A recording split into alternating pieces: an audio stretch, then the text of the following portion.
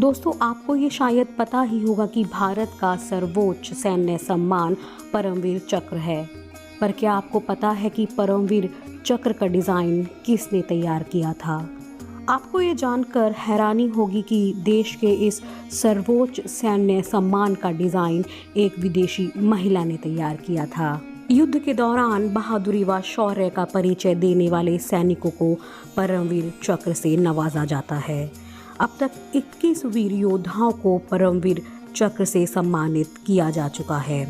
परमवीर चक्र के डिज़ाइन को अगर देखें तो ये बैंगनी रंग की रिबन की पट्टी और एक पीतल की धातु के गोल आकार से डिज़ाइन किया गया है।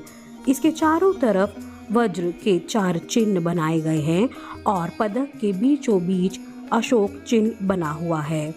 परमवीर चक्र के दूसरी ओर कमल का चिन्ह भी है, जिसमें हिंदी व अंग्रेजी में परमवीर चक्र लिखा गया है और ऊपरी सतह पर संक्षिप्त नाम पीवीसी लिखा गया है। परमवीर चक्र का डिज़ाइन एक विदेशी महिला ईवा योन्ने मैडे डिमारोस ने डिज़ाइन किया था। ईवा छोटी सी उम्र में ही भारत की आध्यात्मिक और सांस्कृतिक विरासत से परिचित हो चुकी थी। धीरे धीरे उनकी रुचि भारत की ओर बढ़ती चली गई, बड़ी हुई और एक बार उनकी मुलाकात महाराष्ट्र के विक्रम खानोलकर से हुई, जो सेना में अधिकारी थे। वे ब्रिटेन के राष्ट्रीय मिलिट्री एकेडमी में ट्रेनिंग ले रहे थे। ईवा को विक्रम से प्यार हो गया और फिर दोनों ने शादी कर ली। शादी के बाद वर्ष 1932 में ईवा ने अपना नाम बदलकर सावित्री बाई रख लिया और विक्रम खानोलकर के साथ महाराष्ट्र में रहने लगी। ईवा से सावित्री बाई खानोलकर जल्द ही भारतीय इतिहास की जानकार बन गईं। उन्हें भारतीय शूरवीरों का इतिहास, भारतीय परंपरा और धार्मिक किताबों को पढ़ने की आदत सी हो गई थी।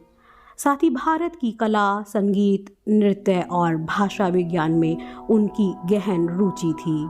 जिस समय देश को आज़ादी मिली तो देश आज़ादी के जश्न के साथ साथ इस कोशिश में भी लगा था कि ब्रिटिशों से जो मिला है उसे हटाकर देश में जो कुछ भी है उसके इस्तेमाल पर ध्यान दिया जाए।